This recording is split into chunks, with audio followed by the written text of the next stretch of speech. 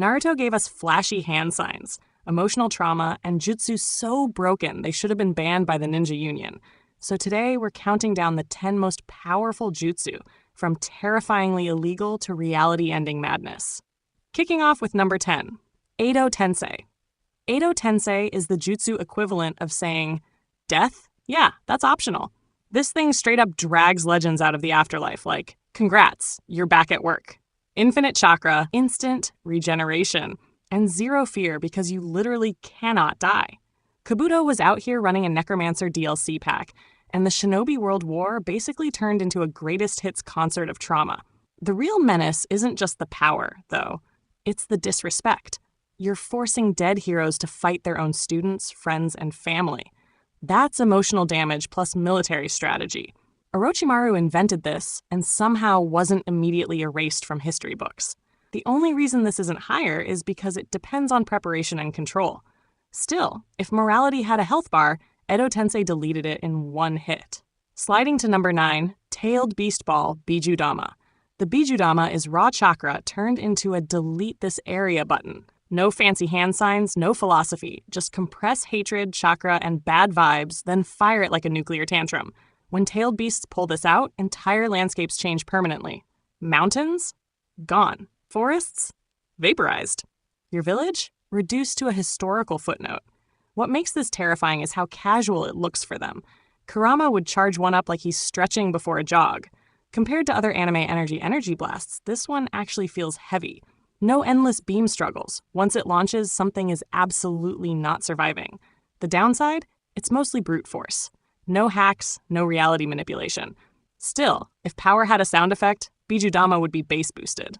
Landing on number 8, Chibaku Tensei Pain really said, let's build a moon real quick. Chibaku Tensei is one of those jutsu that makes you pause the episode and stare at the screen. Gravity manipulation so absurd it drags buildings, land, and people into a floating death ball. It's not just destructive, it's humiliating. You're not getting blown up, you're getting crushed slowly while flying debris joins the pile. Naruto needed multiple tailed beast bombs just to break one, and even then, it was a struggle. This jutsu screams dominance. Pain wasn't just fighting Naruto, he was flexing philosophy and physics at the same time. The only reason it's not higher is because it has limits and counters. Still, the first time it appeared? Legendary. Absolute villain aura.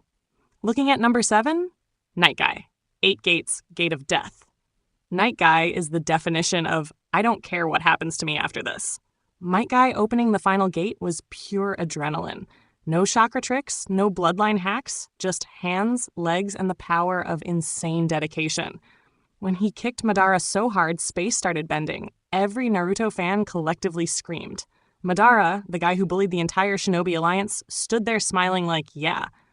That almost killed me. And that says everything. The tragedy? It costs your life. This is the ultimate sacrifice jutsu. One shot, one chance, 0 refunds. Power-wise, it's monstrous. Longevity-wise, it's tragic. Still, for those few moments, Guy was the strongest man on the battlefield, and nobody can take that away. Crashing into number 6. Kamui? Kamui is broken in the most annoying way possible. Obito spent half the series untouchable like laggy PvP armor. Intangibility, teleportation, dimension dumping. This jutsu is basically admin privileges. You swing, miss, you blast, phases through. You think you landed a hit? Nope, he's already gone. Kakashi's version was less spammy, but somehow even scarier. Long-range sniping body parts out of existence. No explosions, no warning, just that arm is gone now. Kamui isn't flashy, it's efficient. That's why it's terrifying. In another anime, this would be final boss-only power. In Naruto, it was just Tuesday for Obito. If it didn't require insane chakra control and eye strain, this would have broken the story completely. Powering up at number 5, Truth-Seeking Orbs, Yin-Yang Release. Truth-Seeking Orbs are what happen when chakra stops following normal rules. These black spheres erase ninjutsu, nullify regeneration, and don't care about your feelings or backstory. You get touched, you're gone. No dramatic speech, no flashback, just erased. When Naruto and Madara started casually floating with these, the power scaling officially left the building. What makes them terrifying is their versatility. Shield, spear, platform, execution tool, all in one. Even regeneration monsters panicked around these things. The only knock against them is that they're tied to SixPaths power, meaning not everyone can use them. But when they're active, fights stop being fights and start being survival puzzles. Charging into number 4, SixPaths, Ultra Big Ball Rasen Shuriken. This jutsu is Naruto taking everything he's learned and saying, let's end this properly. It's massive, it's refined, and it hits like destiny itself. This isn't early series Rasengan spam. This is divine chakra, elemental annihilation, and emotional payoff combined. When Naruto threw this at Madara, it wasn't just an attack, it was a statement. The scale alone is absurd, but the precision makes it scarier. Unlike random explosions, this thing targets on a cellular level. You're not just losing the fight, your chakra network is filing a missing person report. It's flashy, powerful, and symbolic of Naruto finally standing on god-tier ground without losing his heart. Brace yourself at number 3, Indra's Arrow. But trust me, number 3? It'll mess with your head in the best way possible. Indra's Arrow is Sasuke compressing all the hatred, tailed beast chakra, and destiny drama into one shot. This wasn't just a jutsu. It was centuries of reincarnation beef firing at Naruto. The power was insane, rivaling Naruto's strongest form head-on. Lightning so dense it felt alive, chakra so heavy the atmosphere bent. What makes it terrifying is intent. Sasuke wasn't holding back. This was end the world and rebuild it my way energy. The fact that Naruto matched it speaks volumes. In another timeline, this attack ends everything. Period. Reality breaks at number 2.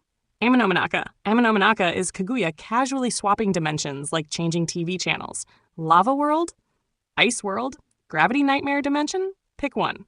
This jutsu doesn't destroy. It disorients, isolates, and overwhelms. You can't adapt because the rules keep changing. Teamwork becomes impossible, terrain becomes lethal, and escape becomes a joke. That's why it's so high. Raw power is scary, but battlefield control on a cosmic level is worse. Kaguya didn't need to attack constantly. The environment did the work. This jutsu makes you feel small, helpless, and completely out of place.